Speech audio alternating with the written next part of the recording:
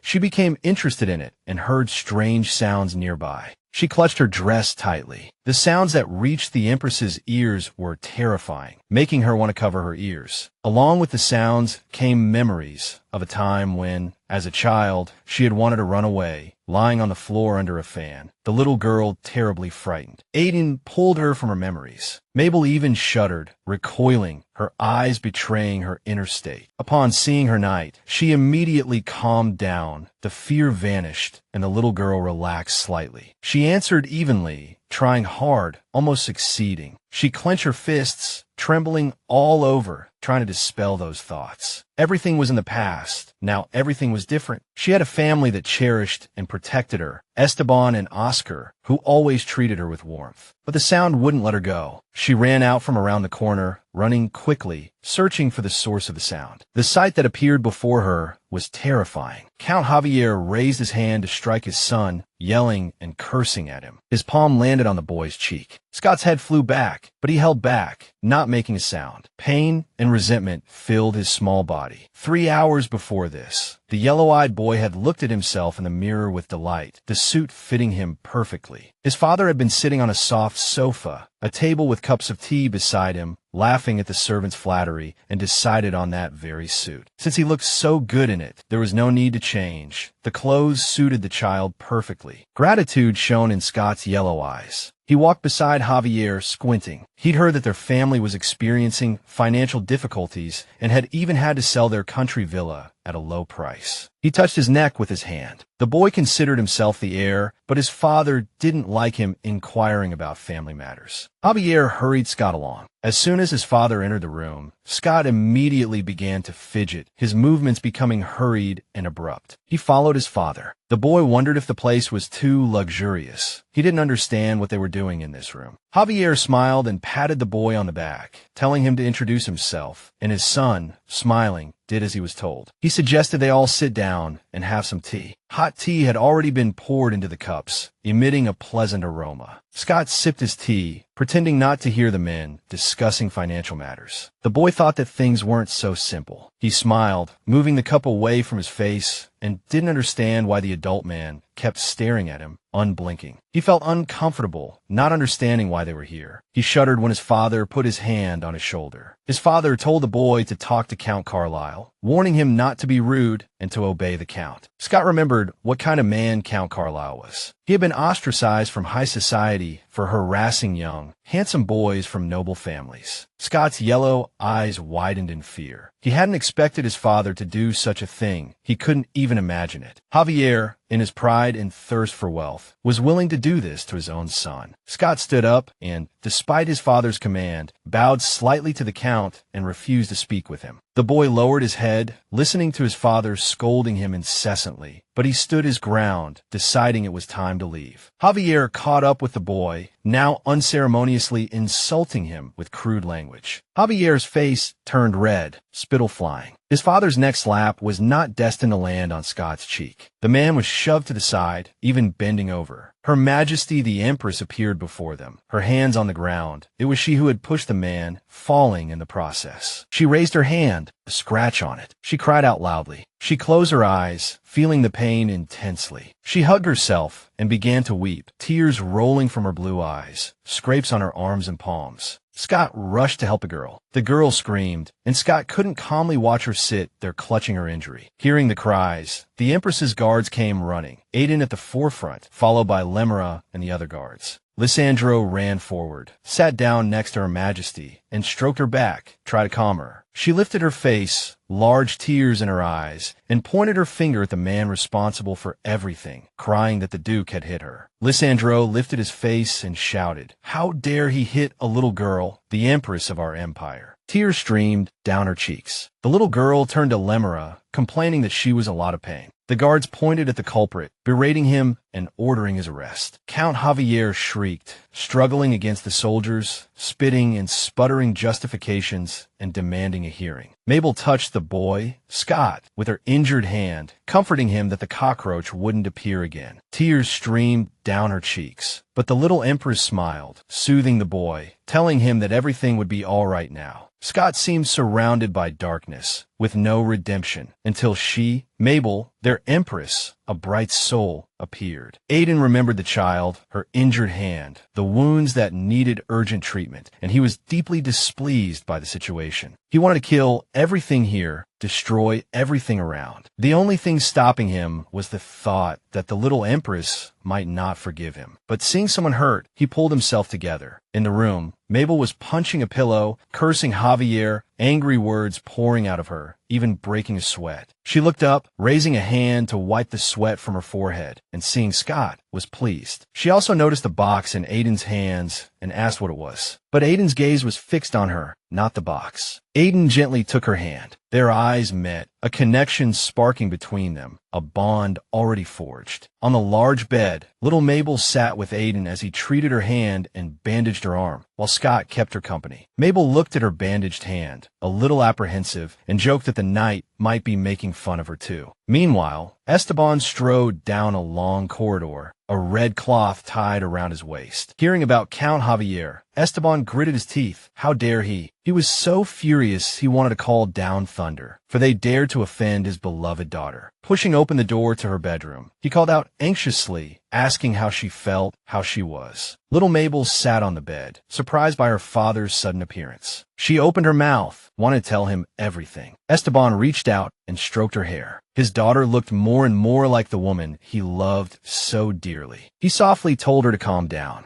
Little Mabel stroked her father's head. Now it was her turn to comfort him. She caressed him gently, assuring him she was fine. Esteban smiled warmly. Even in this situation, his daughter's first thought was to soothe those around her. Anyone who harms the imperial family will face punishment, and the punishment will be severe, even death. Esteban stood up, tucked her in, touched her forehead, wished her good dreams, and told her not to worry. Papa would take care of everything. But remembering Scott, Mabel worried about his future. After all, the boy had done nothing wrong. He was just an unfortunate child. Esteban reassured her not to worry. Scott would be fine. Then Esteban left. Mabel buried her face in her pillow, thinking about Scott and everything that had happened to her today. Suddenly, she sat up abruptly, remembering she had forgotten her little brother, Oscar. She needed to see him immediately. She climbed out of bed, moving carefully. She needed to find Aiden and then go see Prince Oscar together. She opened the door and saw Oscar walking towards her. Little Mabel was momentarily confused. Mabel quickly regained her composure, bowed, closed her eyes, and apologized softly, saying she hadn't meant to. Oscar looked at her in confusion. When he heard about the gift, he was so surprised that his body trembled and his eyes filled with tears. Oscar hugged the girl tightly, pulling her into an embrace, their sibling bond evident. Mabel gasped, tears shimmering in her eyes. Oscar told her how precious she was to him, that she was his only sister, and he cherished her very, very much. Oscar confessed to his father that some strange things had been happening lately. The scattered chairs and liquor bottles in a certain man's office had made him very uneasy. In the dungeon, a man, Count Javier, hunched over, holding his head, wondering how he could possibly get out now. Hearing someone enter his cell, sweat rolled down his face.